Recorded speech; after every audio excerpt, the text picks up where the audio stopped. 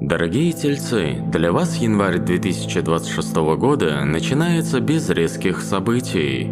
Первые недели месяца проходят под сильной энергией Козерога.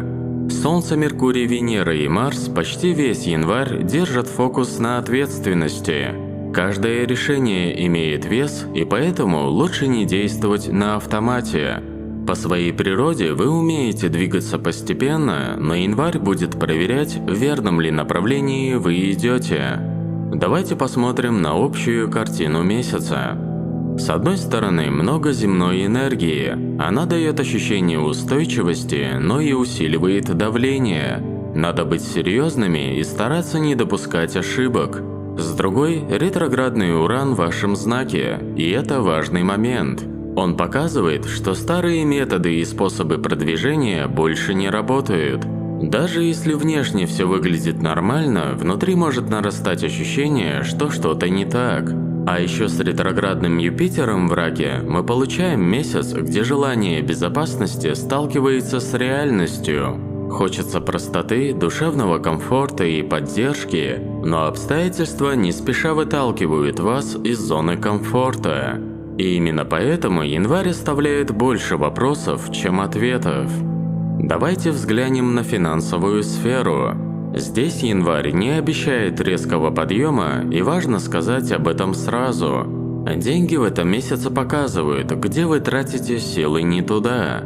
Возможно, появится чувство, что доход есть, но радость от него не увеличивается. Или деньги приходят, но сразу уходят.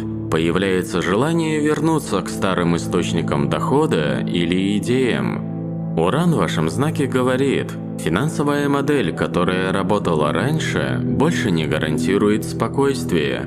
И если в январе возникает тревога за деньги, это не потому, что все рушится, а потому, что пора менять подход. В этот период полезно заняться пересмотром бюджета и анализом доходов. А вот рисковать и влезать в долги не стоит. В работе и делах период проходит спокойно. Возможно, дела будут идти медленнее, чем хотелось бы, а какие-то решения будут откладываться. Это может раздражать, но в этом есть и плюс. У вас будет время на то, чтобы тщательно все обдумать, и все, что вы решите сейчас, будет влиять на весь год.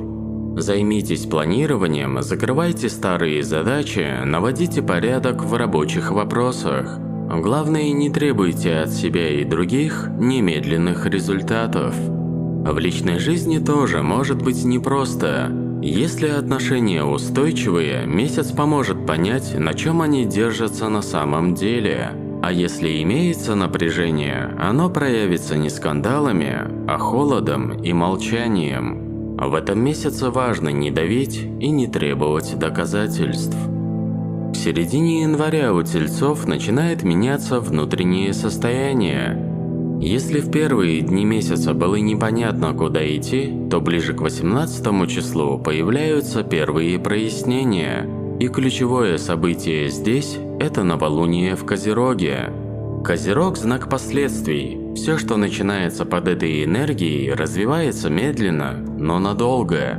И для тельцов это особенно чувствительно, потому что вы тоже земной знак. Вы понимаете цену времени, усилий и выбора. В районе новолуния может появиться ощущение, что вы больше не хотите жить по старой схеме, что надо что-то менять, и приходит ясность, где вы совершали ошибки в прошлом. В финансовой сфере новолуние может дать понимание, что дело не в количестве денег, а в отношении к ним. Если вы видите это сейчас, февраль и март дадут возможность действовать. А в январе не обязательно сразу что-то менять, иногда достаточно просто признать проблему. В профессиональной сфере новолуние внешне может пройти незаметно, но внутри может родиться решение, которое вы не будете афишировать. Например, вы понимаете, что хотите сменить направление, но позже. Осознаете, что текущая работа – это временный этап. Так и должно быть. Козерог не любит показных шагов. Он любит тихие, но точные решения.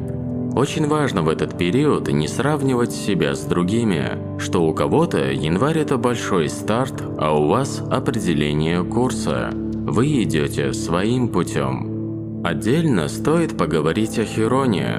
В начале января он разворачивается в прямое движение в Овне, и для тельцов это тонкий, но глубокий момент. Хирон поднимает вопросы уверенности в себе. Могут вернуться воспоминания о неудачах, страх снова ошибиться. Но разница в том, что сейчас вы смотрите на это иначе. Не с позиции жертвы, а с позиции опыта. Это месяц, когда вы можете перестать доказывать и начать выбирать. Во второй половине января тельцы начинают чувствовать, что внутри стало спокойнее. Не потому, что все вопросы решены, а потому, что исчезает лишнее давление. Мысли выравниваются, напряжение уходит. Переход Солнца, Меркурия и Венеры в Водолей дает возможность взглянуть на свою жизнь шире. Вы больше не зажаты рамками прошлого опыта, вы не обязаны действовать немедленно, и в этом проявляется свобода. В работе и делах появляется ощущение, что вы больше не блуждаете. Даже если конкретного плана пока еще нет, вы начинаете четко чувствовать, куда не хотите возвращаться. Вы понимаете, какие задачи больше не стоит тянуть, где вы тратили силы впустую, какие цели перестали быть вашими, и это дает облегчение, потому что теперь ваши будущие действия будут точнее. В деньгах вторая половина января приносит не рост, а спокойствие, и именно это сейчас и нужно. Юпитер в Раке помогает восстановить чувство безопасности. Вы начинаете понимать, что финансовая устойчивость – это не только количество, но и ощущение контроля. Хороший знак, если в этот период уменьшается тревога за деньги, появляется желание все упростить. Вы начинаете планировать без давления, и это подготовка к росту. Также и в отношениях становится значительно легче. Меньше ожиданий, больше требований, больше принятия. Венера в Водолее помогает снять лишние привязки. Вы начинаете ценить свободу, свою и чужую. Это прекрасное время, чтобы дать друг другу пространство, говорить спокойно и быть рядом без напряжения. Такие моменты укрепляют связи сильнее, чем эмоциональные всплески. Что касается эмоционального состояния, во второй половине января к вам возвращается внутреннее равновесие. Исчезает ощущение спешки, пропадает необходимость что-либо кому-то доказывать. Переход планет в Водолей дает редкую возможность посмотреть на свою жизнь без эмоционального перегруза. Вы поднимаетесь над ситуацией, и именно в этом положении приходит ясность. Становится очевидно, что вас по-настоящему выматывает, где вы слишком долго терпели, какие мысли держали вас в напряжении. И эти осознания не тяжелые, они освобождающие. Январь делает для вас главный подарок – это спокойствие без чувства вины. Вы больше не чувствуете, что обязаны срочно бежать только потому, что так надо. И это меняет отношение ко всему. В деньгах становится меньше тревоги, больше расчета. В работе меньше давления, больше осознанности. В отношениях меньше ожиданий, больше уважения. И самое главное, к себе меньше критики и больше принятия.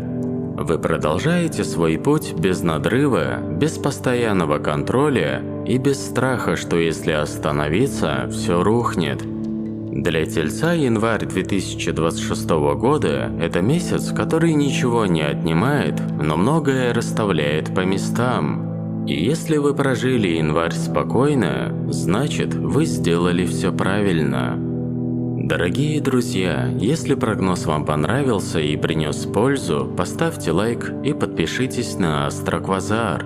Не пропустите гороскоп для Тельца на 2026 год, а также гороскопы и для других знаков. Спасибо, что следите за знаками судьбы вместе со мной. С вами был Игорь. До скорого!